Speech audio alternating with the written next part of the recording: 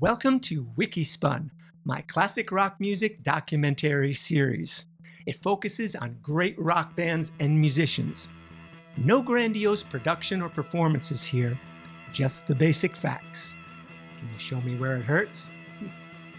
But please, do browse my channel and watch any of my many cover music videos. And oh yeah, a like and subscribe would be much appreciated.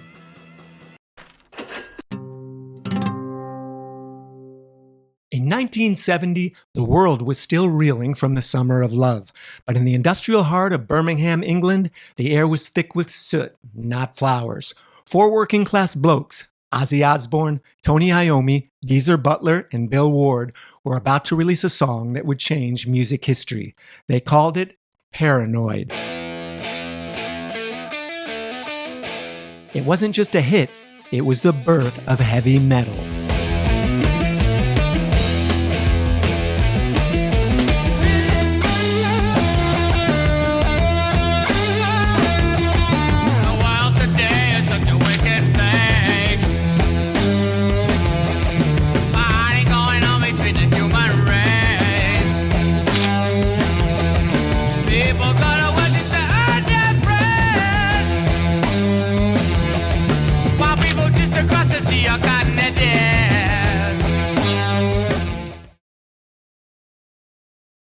To understand the power of Black Sabbath, you must understand the tragedy of Tony Iommi. At 17, on his last day of work at a sheet metal factory, a press machine sliced the tips off the middle and ring fingers on his right hand. For a left-handed guitarist, this was a death sentence. Doctors told him he'd never play again. But Iommi refused to quit. He melted down plastic detergent bottles to create homemade thimbles for his fingertips and glued scraps of leather to them for grip. Because his fingers were so sensitive, he had to loosen the tension of his strings, tuning them down to a lower, darker pitch. To compensate for the lack of dexterity, he leaned into massive vibrating power chords. This physical limitation accidentally created the doom sound, the heavy tectonic plate shifting resonance that defines the heavy metal genre today. For their second album, released in September 1970 by Vertigo Records in England and Warner Brothers Records in the US, the band needed a 3-minute filler track to finish the record. Tony sat down and played a simple, driving riff. In just 20 minutes, Paranoid was written.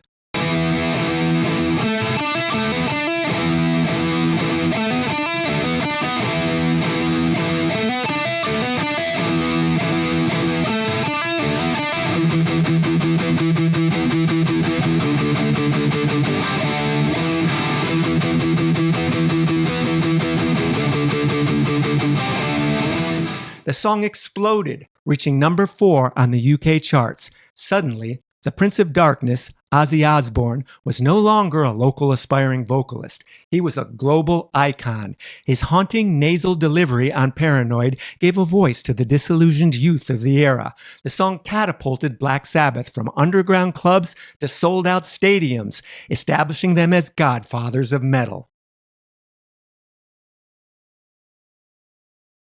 Without Paranoid, the landscape of modern rock wouldn't exist. It proved that music could be dark, aggressive, and commercially successful. Black Sabbath, one of my favorite bands. Tony Iommi, certainly among the top 2 greatest riff writers of all time. I bought the record Paranoid, and I just couldn't believe how awesome it was and what the great riffs and the great lyrics, and I was hooked in metal for life. So I've been asked to do a comment on the riff master of all time. Tony Iommi.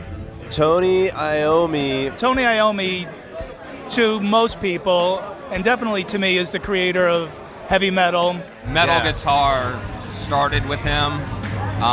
There's so many great riffs, and he's basically inspired every guitar player after him. Iommi, yes. I've been such a fan of his unique and individual guitar playing and all those riffs that at some point, believe it or not, Iommi and Simmons were going to form a band called The Monsters. Well, Tony Iommi is not only a good friend, but an inspiration. I love working with him. Ozzy's charisma and Iommi's iron-willed innovation turned a freak accident into a musical revolution.